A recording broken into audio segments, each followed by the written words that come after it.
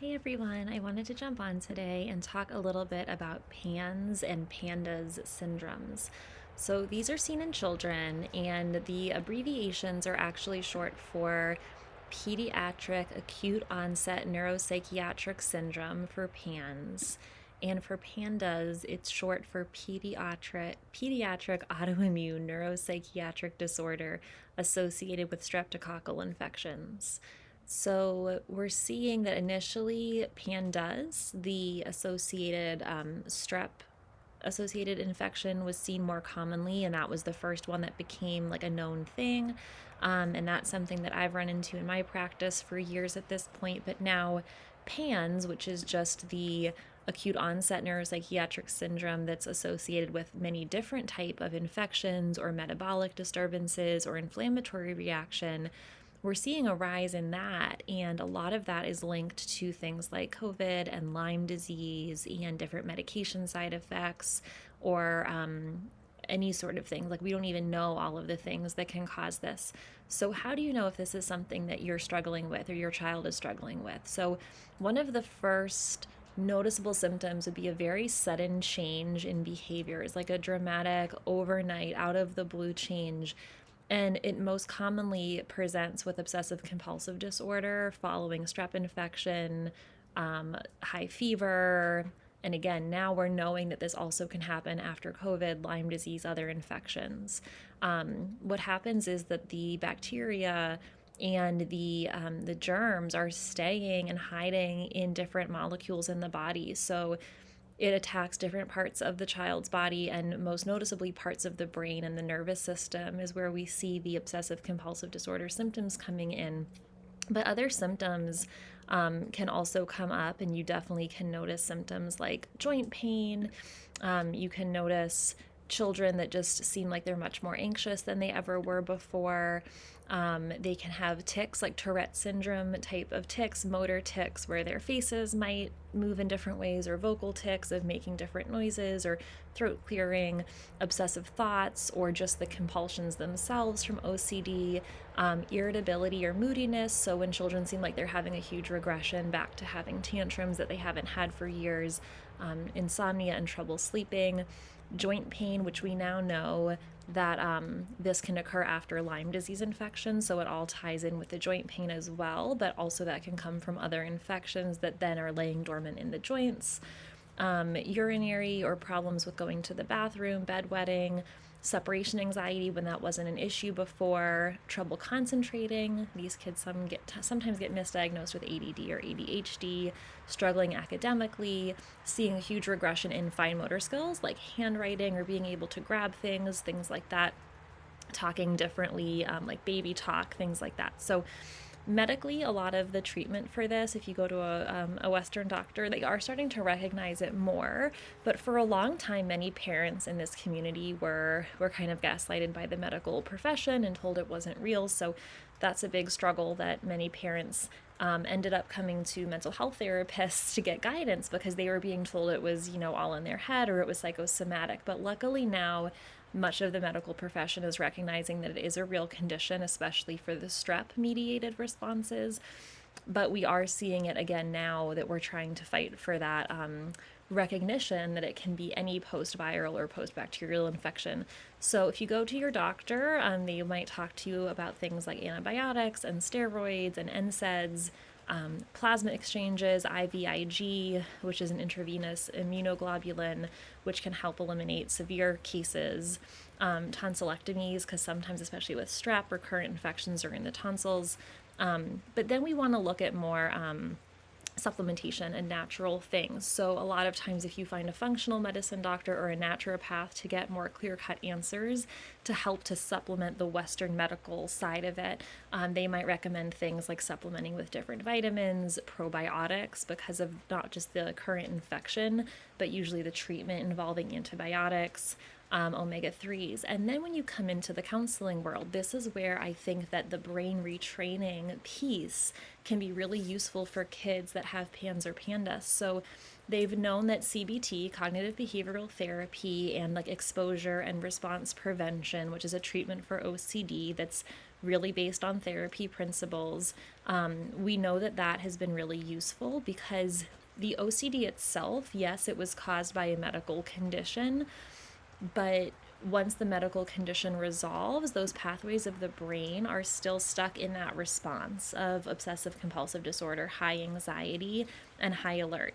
So, just like I talk a lot about other videos and all the brain retraining programs talk a lot about using that modality to recover from chronic illness, it's the exact same principle at play. So I think that we're going to see a surge in more children using brain retraining because of PANS and PANDAS having this huge impact, and because of how the pandemic has played out and affected a lot of children mentally as well as physically.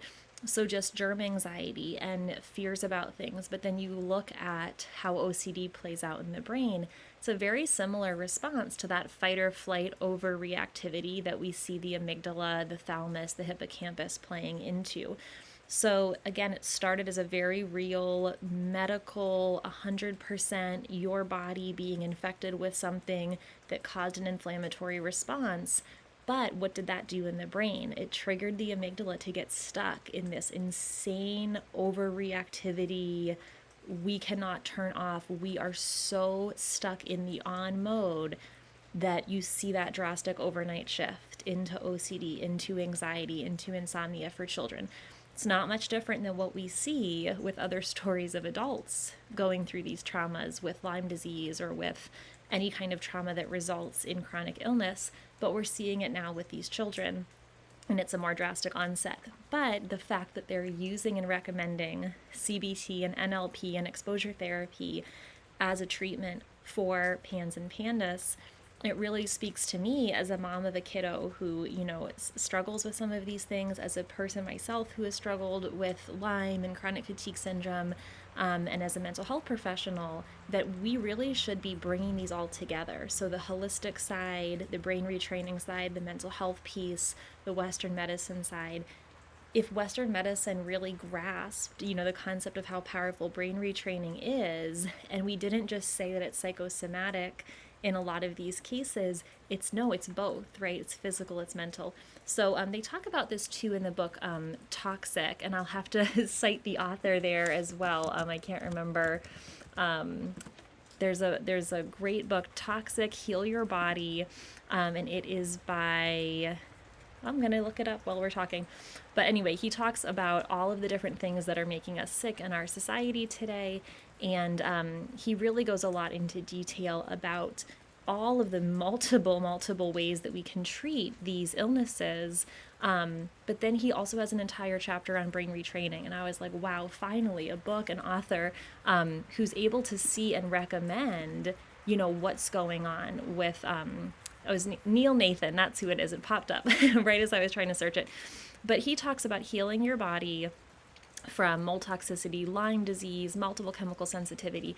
And so he gets into detail on, these are medical issues, but then he has a whole chapter on how we incorporate the brain retraining, because if the amygdala is stuck in that on position, most of the medical treatments are not going to work as effectively as they could, because it's almost like the body and the brain connection will not allow for the treatment and the healing to happen. Because if you're stuck in this hypervigilant fight or flight mode and we're trying to take medications to help, our body might even see those medications as a threat. So when people experience like these Herxheimer reactions and they actually react really strongly to the treatment and they're like, oh, you're going to get worse before you get better. How much of that is the amygdala? We have not done any work to turn that amygdala off, to get ourselves into a parasympathetic state. So not only are we feeling like we're under attack physically from the germs and from the diseases or the traumas, but then the medication that is usually a pretty strong medication, our amygdala is also interpreting that as a threat and then is causing worsening symptoms. So I think it's similar with PANDAS, right? It's an aggressive treatment, and so why aren't we prepping children and teens to have brain retraining as a foundation of that as well? So some things we can do with kids. Obviously, kids are going to be a little bit different in how they handle brain retraining, but you can sit with them and you can work on things like, hey, why don't we work today, just for today, on telling our brain, if I notice my child engaging in a ritual or a tic, just for today, honey, what if we tell our brain that it doesn't have to do that? Like, What would it feel like if we tried to not do that today? What comes up for you? What is the thought? Okay, awesome. Let's write that thought down. How would we challenge that thought? The thought is, if I don't do this thing where I rub my arm really hurts. Okay, well, does it really hurt, or are you used to it hurting? Has it hurt for so long and you develop this pattern of doing this, and now unconsciously you're doing that 5, 6, 7 times every hour? What if we tried something different? What if we talked to our arm, right? Because in kids, they might not understand the complexity of where the amygdala is linked with the nervous system and how that's related to a physical part of their body. Maybe we could start small. Can we talk to our arm and tell our arm that it's okay? Our arm is healing. Can we talk to our brain and to our part of our body that hurts and say, guess what? We're trying this new medication, and this new medication is going to make me feel so much better. I am healing every single day. Maybe yesterday, so if we're talking about OCD and a tic, we could say, maybe yesterday that tic felt really out of my control. But today, just because I'm aware of it and I'm noticing it, that means I'm healing so much more than I was yesterday. Okay, now let's sit here and think, what's something you used to love to do before you got sick? And help them sit for a minute and think, okay, let's put ourselves there. Let's close our eyes together and let's imagine when you used to do that dance recital you loved to do. What did it feel like when you practiced with your friends? What did it feel like to get your outfit on and to sit backstage? When you're on stage, what are you imagining? What are you feeling? So we're helping them to do the brain retraining steps the same way we would as an adult, but in a kid's mind, in a way that they are able to really feel it and process it. And we're helping them because they might not have the ability to do that without the assistance from us. And then maybe we help them write out their affirmations, right? So we can say, I am healing every day. We are making our bodies so strong. And we're doing maybe some physical movements because kids love to get involved in the physicality. So just like with DNRS, where they have that map where you're supposed to kind of walk around and be like, okay, here's my higher self talking, and I'm talking to my limbic system, and I'm doing this. That might be a little bit much for kids, but we can involve the body. So we can get that neuro-linguistic programming in where we're really helping solidify, like, today I heal my body. I am strong. I am running to the finish line, whatever. And we can make it cheesy, but for kids, that's something that's going to get into their brain more. And then the future visualizations, they might be really great. Kids love using their imagination, but maybe for a child, we get out a coloring book and we say, what if we draw what we're going to do this time next year when we're feeling so much better from the medicine working and from thinking positive thoughts? Can we draw a picture of how good our body's going to feel? Can we draw a picture of the great thing we're going to be doing next year? Now we'll close our eyes. Imagine how that feels for us. Now we're going to take deep breaths together. So incorporating maybe some mindfulness in there, incorporating deep breathing exercises in there. So we can use this brain retraining that we're aware of and we're so passionate about for ourselves and help our children.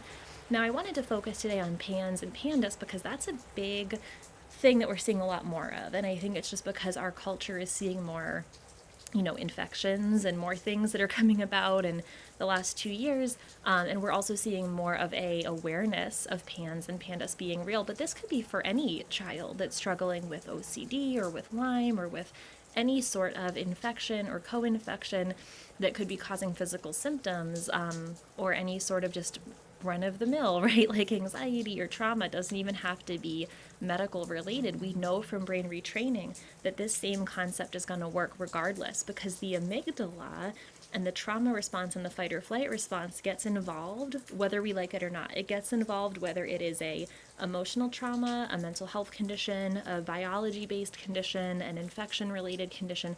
That amygdala, thalamus, pathway of where that takes us with our trauma response that either entrenches us in illness or helps us work towards healing, that's the same no matter our age, no matter our condition. So why not get children involved in this too?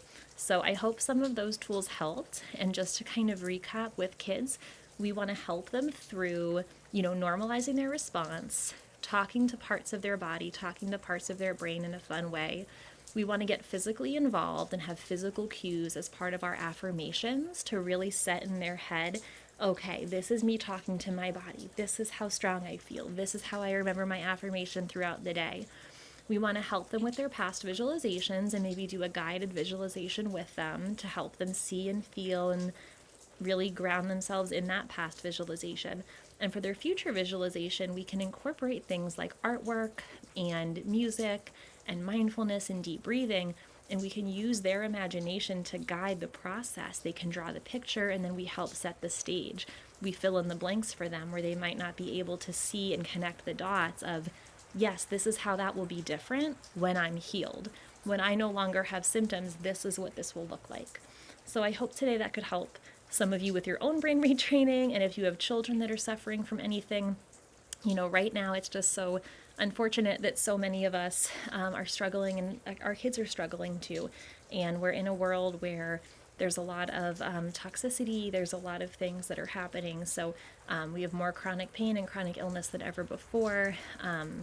It's important to recognize that we need to work with our children as well. So I hope this helped some of you today. And if you want more of a background on brain retraining and how the limbic system and amygdala plays in, I have other videos that are linked below that it can explain that in a little bit more detail if you're new to the channel. But if you need a little bit more of a deep dive, dynamic neural retraining system is a great place to start for brain retraining. There's the Gupta method, there's Primal Trust, there is the rational approach to ME and CFS, which even though it's geared towards chronic fatigue syndrome, it's a free book by Loz Evans, and it really does break down brain retraining in general, even though she wrote it towards that population. And then the book that I was referencing earlier is Heal Your Body. It's called Toxic, Heal Your Body from Mold Toxicity, Lyme, Multiple Chemical Sensitivities, and that's by Neil Nathan, and that's on Amazon too. But I hope that you guys have a great rest of your day that's just full of healing and love and connection, and I'll talk to you guys soon.